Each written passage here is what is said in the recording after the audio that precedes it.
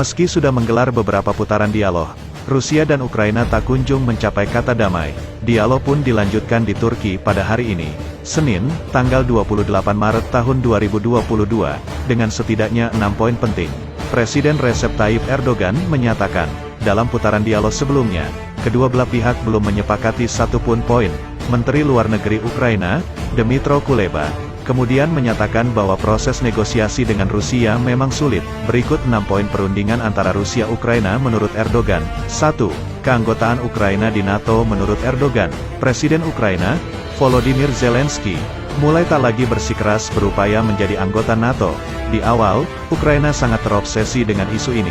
Tetapi kemudian Zelensky mulai berbicara bahwa ia bisa mundur dari keanggotaan NATO. Tutur Erdogan, Rusia sendiri sangat menentang keinginan Ukraina untuk masuk ke NATO. Bagi Rusia, keanggotaan Ukraina di NATO membawa ancaman militer ke negaranya. Coba bayangkan, Ukraina merupakan anggota NATO dan memulai operasi militer ini. Apakah kami harus berperang dengan blok NATO? Apakah ada orang yang memikirkan hal ini? Sepertinya tidak, ujar Presiden Rusia, Vladimir Putin. 2. Bahasa Rusia di Ukraina.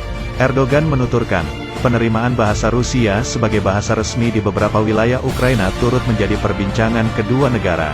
Menurut Erdogan, hampir ada konsensus mengenai penggunaan bahasa Rusia sebagai bahasa resmi di beberapa wilayah Ukraina.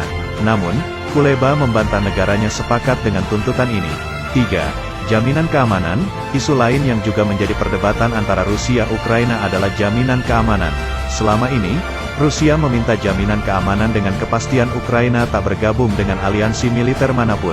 Rusia juga mendesak Ukraina menjadi negara yang resmi berstatus non-nuklir.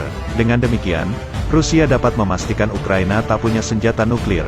Menjelang dialog pada hari ini, Zelensky menyatakan siap menyepakati status netral dan non-nuklir Ukraina demi menghentikan perang dengan Rusia.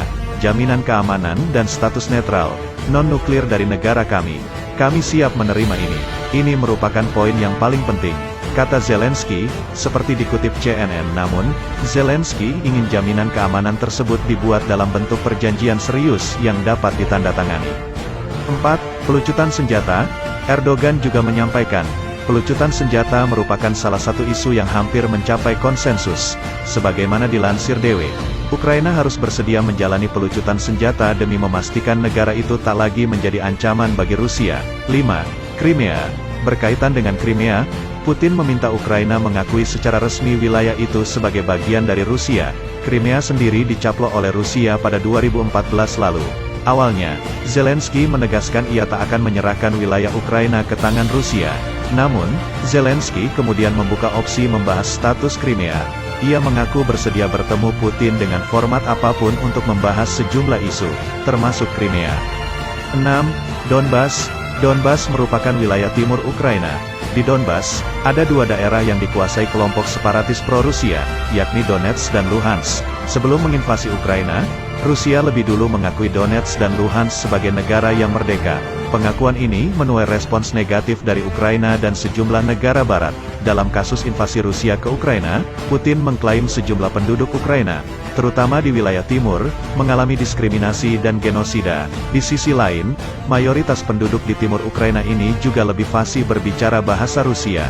Rusia juga kerap memberikan status kewarganegaraan bagi penduduk di wilayah itu.